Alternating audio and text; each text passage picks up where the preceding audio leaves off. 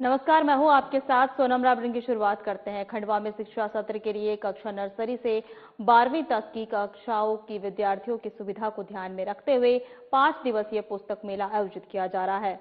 यह पुस्तक मेला आगामी 30 मार्च तक जिमखाना ग्राउंड के पास सूरजकुंड स्थित पीएम श्री शासकीय कन्या उच्च स्तरीय माध्यमिक विद्यालय परिसर में आयोजित हो रहा है। इसके चलते कलेक्टर ऋषभ गुप्ता और विधायक कंचन मुकेश तन्वे ने पुस्तक मेले में पहुंचकर व्यवस्था का जायजा लिया। उन्होंने इस दौरान वहां मौजूद पुस्तक विक्रेताओं और विद्यार्थियों के पालकों से चर्चा कर पुस्तक मेले में किताबों और अभ्यास पुस्तिकाओं और अन्य स्टेशनरी और सामग्री में जानने वाले संबंधों से जानकारी ली। इस अवसर पर जिला शिक्षा अधिकारी पीएस सोलंकी, शिक्षा विभाग अधिकारी भी मौजूद रहे। कलेक्टर ने इस दौरान निर्देश दिए कि पुस्तक मेले में आने वाले विद्यार्थियों और उनके पालकों को डिस्काउंट का लाभ देते हुए उचित मूल्य पर शिक्षण सामग्री उपलब्ध कराई जाए।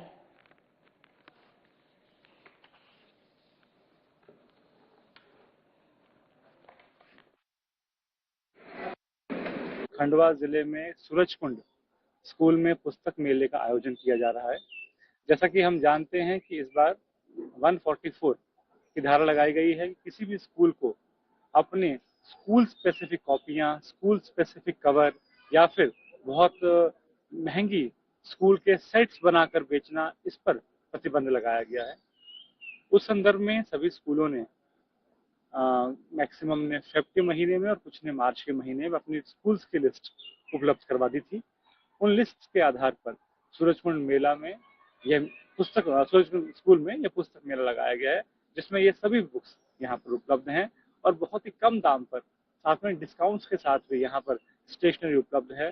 बहुत से स्टॉल्स अंदर लगे हैं, न केवल बुक्स, कॉपीज, स्कूल के बैग्स, वाटर बॉटल्स, इसके अलावा जितनी भी स्टेशनरी सामग्री है सब बहुत ही किफायती दरों पर यहाँ पर उपलब्ध है। आपके माध्यम से खंडवा के सभी अभिभावकों से हम ये रिक्वेस्ट करना चाहेंगे कि इस बार अपने बच्चों की स्कूल की बुक्स आप सूरजकुंड में लगाए गए। देश भर में जहां आज रामनवमी के अवसर पर भगवान राम का जन्मोत्सव मनाया जा रहा है, तो वहीं दूसरी ओर ढिंडोरी जिले के करौंदी में संस्कार रामलीला मंडली द्वारा चैत्र नवरात्र पर्व पर लगातार भगवान राम के जीवन पर आधारित रामलीला का भव्य मंचन कर रही है। धार्मिक वातावरण में हो रहे इस आयोजन में कलाकारों का शानदार अभिनय लोगों को भाव विभोर कर रहा है। बीती रात धनुष यज्ञ और लक्ष्मण परशुराम संवाद का ऐतिहासिक, अद्भुत और अकल्पनीय मंचन किया गया, जिसे देखने करौंदी सहित आसपास और दूर दराज के गांवों से बड़ी संख्या में श्रद्धालु पहुंचे। रामलीला में बाल कलाकार कान्हा साहू ने लक्ष्मण के पात्र में प्रभावशाली अभिनय किया। वहीं शिक्षक टंकेश्वर दुबे ने अपने शानदार प्रदर्शन से दर्शकों की खूब सराहना बटोरी। राम का पात्र हरीश दुबे और सीता का पात्र दीपक साहू द्वारा बखूबी निभाया गया। समय और बचा है, आ जाए इसके बाद में।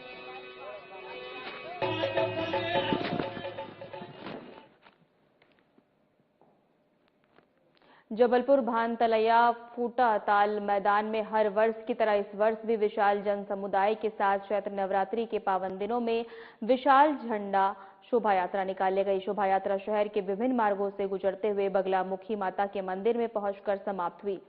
बताया गया कि यह झंडा यात्रा पिछले कई वर्षों से निकाली जा रही है। झंडा यात्रा में विभिन्न प्रकार की झांकियां शामिल है, जो कि आकर्षण का केंद्र बनी। झंडा यात्रा के समापन के बाद बगलामुखी माता मंदिर में विशाल भंडारे का भी आयोजन किया गया।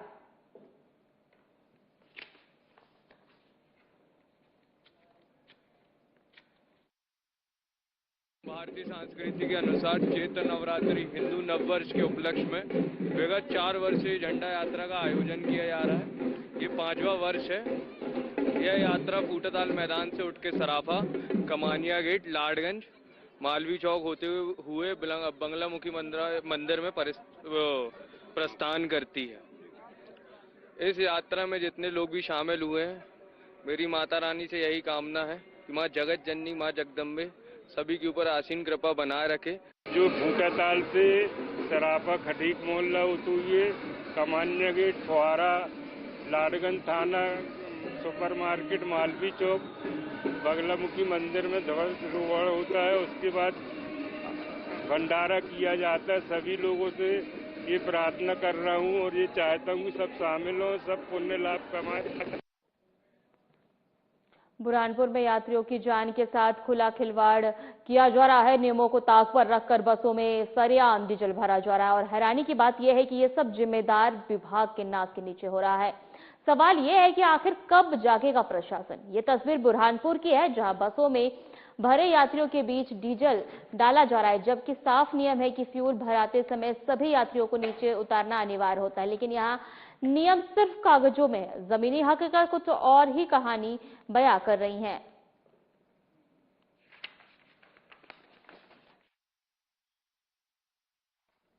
बुरहानपुर में यात्रियों की जान के साथ खुला खिलवाड़ किया जा रहा है। नियमों को ताक पर रखकर बसों में सरेआम डीजल भरा जा रहा है।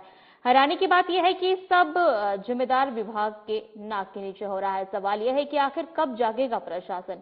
यह तस्वीरें जो आप देख रहे हैं वह बुरहानपुर की है, जहां बसों में भरे यात्रियों के बीच ही डीजल डाला जा रहा है, जबकि साफ नियम है कि फ्यूल भराते समय सभी यात्रियों को नीचे उतारना अनिवार्य होता है। लेकिन यह नियम सिर्फ जो है कागजों तक सीमित है, जमीनी हकीकत कुछ और ही कहानी बयां कर रही है।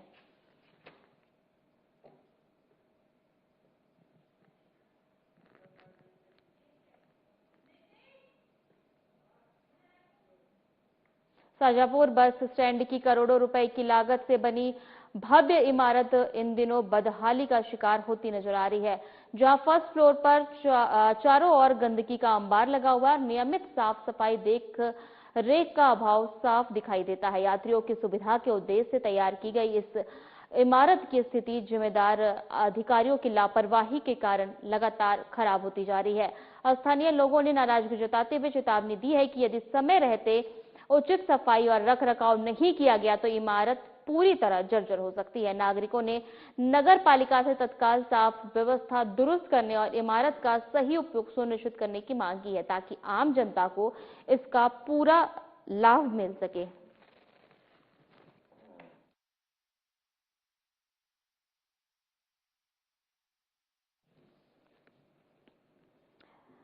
शाजापुर बस स्टैंड की करोड़ों रुपए की लागत से बनी भव्य इमारत इन दिनों बदहाली का शिकार होती नजर आ रही है, जहां फर्स्ट फ्लोर पर चारों ओर गंदगी का अंबार लगा हुआ है और नियमित सफाई जो है देखरेख का अभाव दिखाई देता है। यात्रियों की सुविधा के उद्देश्य से तैयार की गई इस इमारत की स्थिति जिम्मेदार अधिकारियों की लापरवाही के कारण लगातार खराब होती जा रही है। वहीं इमारत पूरी तरह जर्जर हो सकती है। नागरिकों ने नगर पालिका से तत्काल सफाई व्यवस्था दुरुस्त करने और इमारत का सही उपयोग सुनिश्चित करने की मांग की है, ताकि आम जनता को इसका पूरा लाभ मिल सके।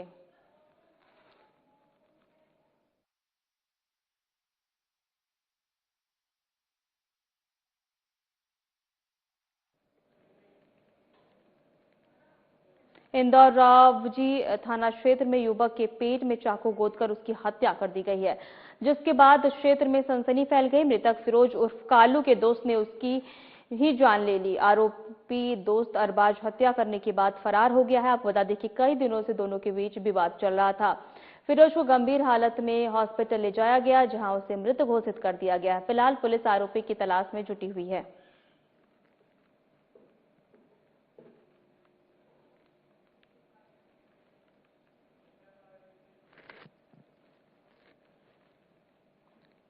पुरानी छावनी थाना क्षेत्र के मऊ जमाहर गांव में रहने वाली राजकुमारी कुशवाहा की मौत से 1 साल बाद अब पुलिस ने उसके पति आकाश, सास वासदेवी सहित अन्य लोगों के खिलाफ मुकदमा दर्ज किया है। मृतका का पति शराब का आदी था और उसे पैसे के लिए परेशान करता था। इसी तरह अन्य लोग भी राजकुमारी को प्रताड़ित करते थे, जिसके चलते उसने फांसी लगा दी थी। आखिरकार पुरानी छावनी पुलिस ने महू जमाहर गांव की रहने वाली राजकुमारी की मौत को दहेज प्रताड़ना और उत्पीड़न मानते हुए उसके पति आकाश कुशवाहा, पप्पू सिंह, विनोद प्रमोद वासदेवी को आत्महत्या के लिए उकसाने और दहेज प्रताड़ना के आरोप में नामजद किया। फिलहाल उस मामले में आरोपियों की गिरफ्तारी नहीं हुई है। पिछले साल 15 जून को विवाहिता ने फांसी लगा ली थी।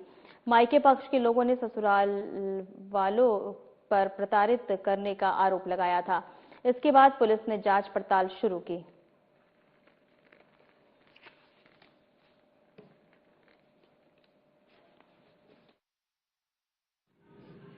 पुरानी छावनी क्षेत्र का मामला है। इसमें 26 फरवरी को 28 वर्षीय जो महिला थी राजकुमारी कुशवाहा, उसके द्वारा फांसी लगाकर आत्महत्या की हुई थी। ग्राम जवाहर की ये घटना थी। इसमें CSP महाराजपुरा द्वारा मर्ग जांच की गई। मर्ग जांच में पाया कि उसका जो पति है, मृतका का पति, शराब पीने का आदी था, जुआ खेलने का आदी था और उससे पैसों की डिमांड करता था।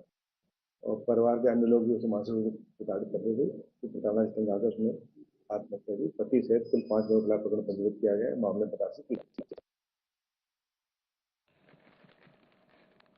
बरगवा के ग्राम लहरोनी के भुवान भिलाला ने मोनू भदौरिया के खेत में धान की फसल की थी, जिसमें भुवान और उसके परिवार ने मेहनत की थी। मोनू ने वादा किया था कि फसल के बाद होने वाली आय को आधे आधे बांटा जाएगा, लेकिन फसल कटने के बाद मोनू ने करीब 250 क्विंटल धान बेच दिया और पैसे देने से मना कर दिया। जब भुवान भिलाल ने पैसे मांगे तो मोनू का भाई सोनू ने जान से मारने की धमकी दी। भुवान भिलाल ने इस मामले की शिकायत बरगवा थाने दर्ज में कराई है। वहीं थाना प्रभारी ने आश्वासन दिया है कि जल्द ही पीड़ित को रुपए वापस कराए जाएंगे।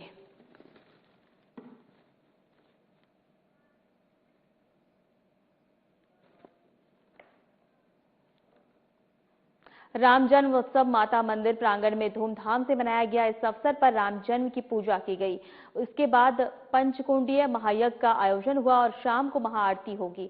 आज के दिन मां दुर्गा की 9वीं शक्ति सिद्धिरात्रि की पूजा की जाती है, जो सभी इच्छाओं की पूर्ति करने वाली मानी जाती है। भक्तगण इस दिन कन्या पूजन करते हैं, माता को हलवा, पूरी, खीर, चने का भोग अर्पित कर अपने व्रत का समापन करते हैं। साथ ही ज्वारा विसर्जन भी किया जाता है। सभी देशवासियों को रामनवमी की शुभकामनाएं दी जाती है।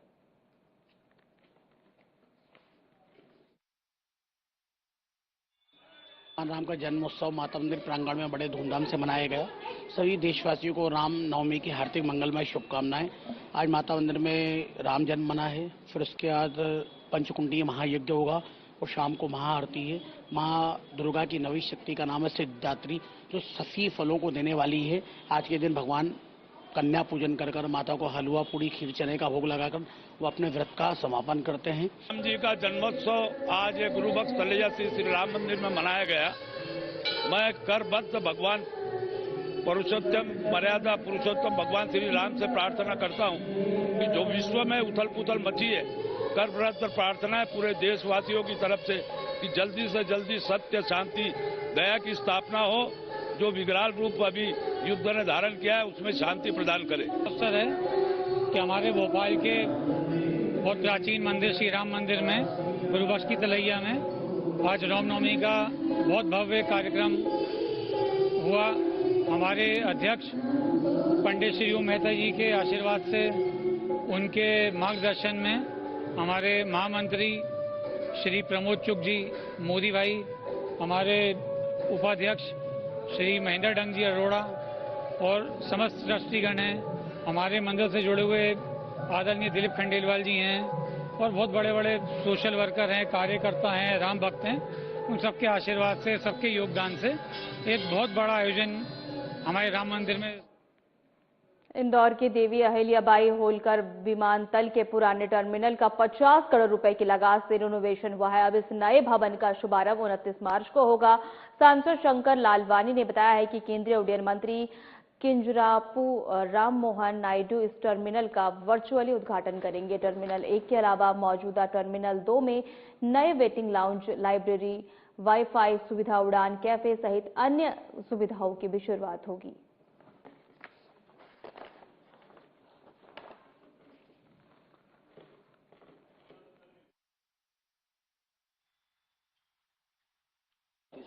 एयरपोर्ट के टर्मिनल का जो 24 तारीख था वो किसी कारण से आगे बढ़ गया था। अब 29 तारीख को जो हमारा T1 है वो जो कि लगभग 50 करोड़ की लागत से रीडेवलपमेंट हुआ है, उसका 29 तारीख को रविवार के दिन सवेरे 10 बजे माननीय हमारे जो civil aviation minister Naidu ji वो ऑनलाइन करेंगे। वर्चुअली होगा। इसके अलावा भी कुछ और सुविधाएं का भी शुभारंभ होगा चल रही। हाँ, उसके अलावा भी वहाँ पर जो हमारा टर्मिनल जो वर्किंग में वहाँ वाईफाई की सुविधा है, लाइब्रेरी, कभी कभी फ्लाइट लेट हो जाती है तो लाइब्रेरी की सुविधा है। तीसरा उड़ान कैफे है, 10 रुपए में चाय, 20 रुपए में समोसा, 20 रुपए में कचौरी, 20 रुपए में पोहे और 20 रुपए में मिठाई और 10 रुपए में पानी की बोतल, ये उसमें उड़ान कैफे में आपको मिलेगी। इसके अलावा एक स्पेस और तैयार किया गया है, क्योंकि जब फ्लाइट ज़्यादा हो जाती है और थोड़ी फ्लाइट लेट होती है तो पैसेंजर हमने देखा पिछले दिनों खड़े हुए थे, तो एक 200 लोगों के बैठने का नया स्पेस क्रिएट किया है, वो भी हम 29 तारीख को रविवार को जनता के लिए, यात्रियों के लिए ओपन करेंगे। सीहोर जिला मुख्यालय पर संकल्प से समाधान अभियान के तहत जिला स्तरीय शिविर का आयोजन किया गया। प्रभारी मंत्री कृष्णा गौर ने विधि विधान से इसका शुभारंभ किया। इस अभियान के तहत जिले में अब तक 1,12,950 आवेदन प्राप्त हुए, जिनमें से जिला प्रशासन ने 1,11,340 आवेदन पत्रों का निराकरण कर दिया। शिविर के दौरान मंत्री कृष्णा गौर ने विभिन्न योजनाओं के 25 हितग्राहियों को स्वीकृत पत्र वितरित कर लाभान्वित किया। उन्होंने कार्यक्रम के आरंभ में 19 विभागों की ओर से लगाए गए स्टॉलों का निरीक्षण भी किया।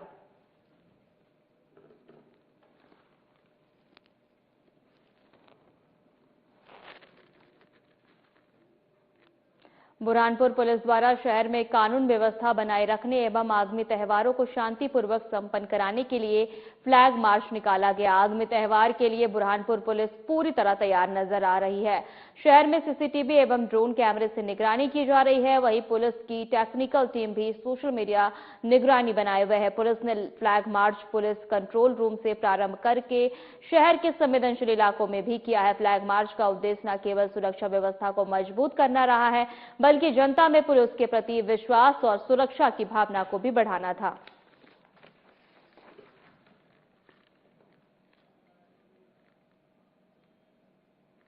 शाजापुर जिले की मोहन बड़ोदिया कृषि उपज मंडी में आगामी 3 अप्रैल तक नीलामी कार्य बंद रहेगा। कृषि उपज मंडी के सचिव सतीश कुमार सनोटिया ने बताया है कि महानवमी के बैंक अवकाश, वार्षिक लेखाबंदी, हनुमान प्रकाट्योत्सव और गुड फ्राइडे को लेकर मंडी बंद रहेगी। आगामी विक्रय घोष का कार्य 4 अप्रैल से शुरू होगा। किसान भाई अवकाश के दिनों में अपनी उपज फार्म गेट के माध्यम से अनुज्ञापत्रधारी व्यापारी को विक्रय कर नगद भुगतान प्राप्त कर सकते हैं।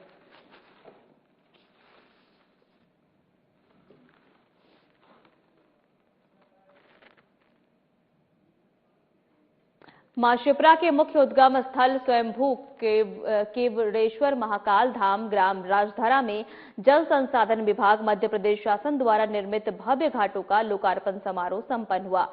लगभग 494.87 लाख की लागत से तैयार इन घाटों का लोकार्पण जल संसाधन मंत्री तुलसीराम सिलावट, सांसद शंकर लालवानी, विधायक मधु वर्मा, बीजेपी जिला अध्यक्ष श्रवण सिंह चावड़ा की उपस्थिति में लोकार्पण किया गया है। इस अवसर पर अतिथियों ने मां शिप्रा का पूजन किया और भगवान भोलेनाथ के दर्शन किए।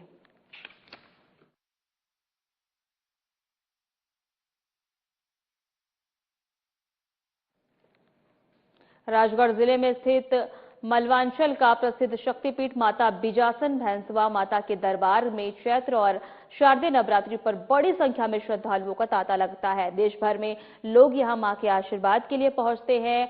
मालवांचल की प्रसिद्ध शक्तिपीठ मां भैंसवा की अपनी महिमा है। यह शक्तिपीठ भैंसवा कलाली माता के नाम से विख्यात है। ज्योतिषाचार्य, इतिहासकार और बड़े बुजुर्ग बताते हैं कि इस मंदिर का इतिहास 600 से साल पुराना था और 1200 एकड़ में फैली इस पहाड़ी से राजस्थान के लाखा बंजारा अपने व्यापार और अपने पशुओं को चराने आते थे।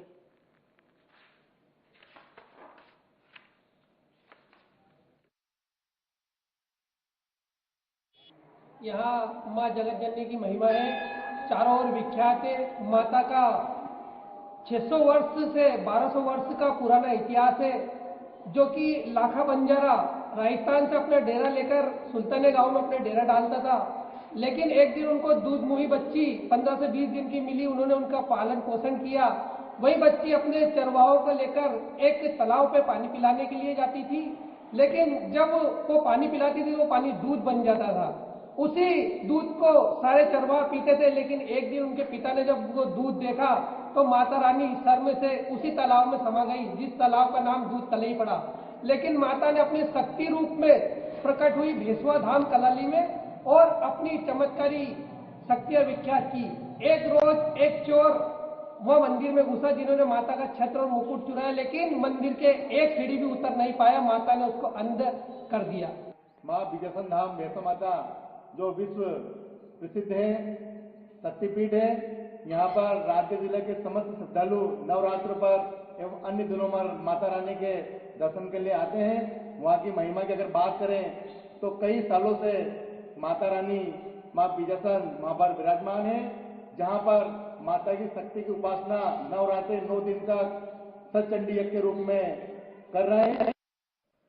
बुरहानपुर में भक्ति और श्रद्धा का माहौल देखने को मिला। राम जन्मोत्सव और भगवान स्वामी नारायण जन्मोत्सव के उपलक्ष्य में जिले भर के मंदिरों में विशेष आयोजन किए गए। खास तौर पर सिलमपुरा स्थित प्राचीन स्वामी नारायण मंदिर में प्रभात फेरी निकालकर नगर भ्रमण किया गया। वहीं मंदिरों में भजन कीर्तन के साथ दोनों उत्सव बड़े ही धूमधाम से मनाए गए।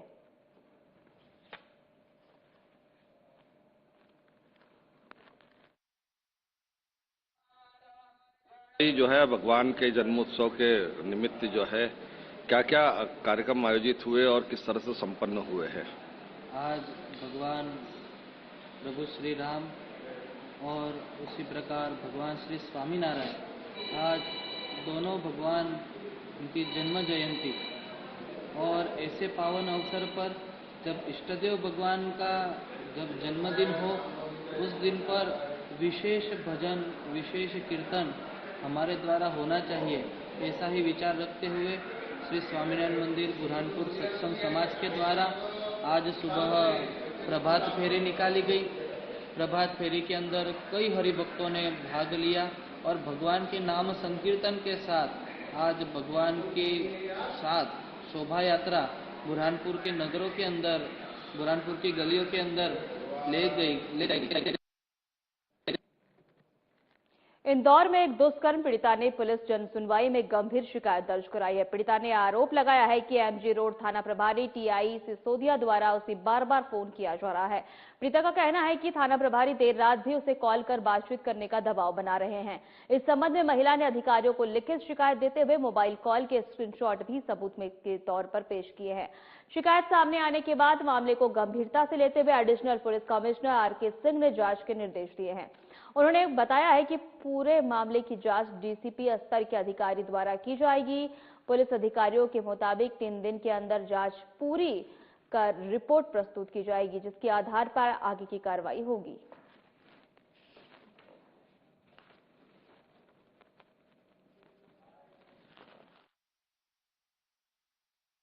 एक महिला के द्वारा आज शिकायत दी गई है जनसुनवाई में कि जो है वो थाना प्रभारी जो है वो उनके द्वारा उसको कई बार कॉल किए गए हैं। महिला स्वयं किसी प्रकरण में फरियादिया है और उस प्रकरण में हो सकता है कि थाना प्रभारी ने उसे कॉल किया हो। क्या बातचीत हुई उसने नहीं बताया है, और उसका कहना है कि फ्रिक्वेंटली उन्होंने कॉल किया है। उसकी जांच जो है वो संबंधित डीसीपी को दी गई है, जो जांच करके जैसा सही होगा वैसा फिर कार्रवाई करेगी। शिवपुरी जिले के बैराड़ थाना क्षेत्र के मुखबिर से सूचना प्राप्त हुई है कि अनाज मंडी के पीछे टपरा मोहल्ला बैराड़ में एक व्यक्ति हाथ भट्टी की बनी देश कच्ची शराब का परिवहन करने के लिए किसी वाहन का इंतजार कर रहा था, जिसके बाद पुलिस मौके पर पहुंची और व्यक्ति का नाम पता पूछने लगी। व्यक्ति ने अपना नाम अरविंद रजक बताया। पुलिस की छानबीन में आरोपी के कब्जे से 2 नीले रंग की प्लास्टिक की कैनों में हाथ भट्टी की बनी कच्ची शराब, जिसकी कीमत 20,000 रुपए बताई जा रही है। आरोपी को गिरफ्तार कर लिया गया है और कोर्ट के सामने पेश करने की प्रक्रिया जारी है।